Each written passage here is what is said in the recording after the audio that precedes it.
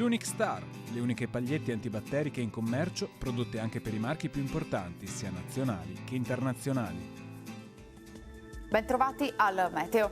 Anticiclone africano in rinforzo, l'ondata di caldo raggiungerà l'apice a partire da domenica 16 luglio.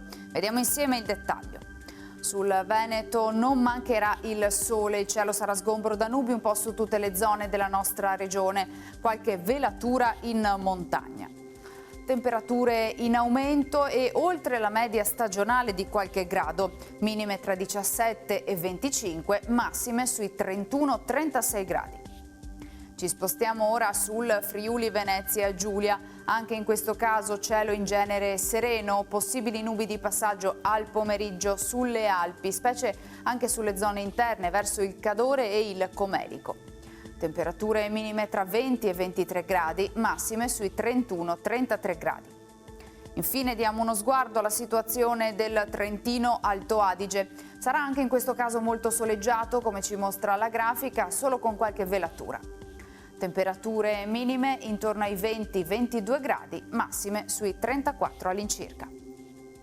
Dal Meteo per ora è tutto, vi auguro un buon proseguimento in nostra compagnia.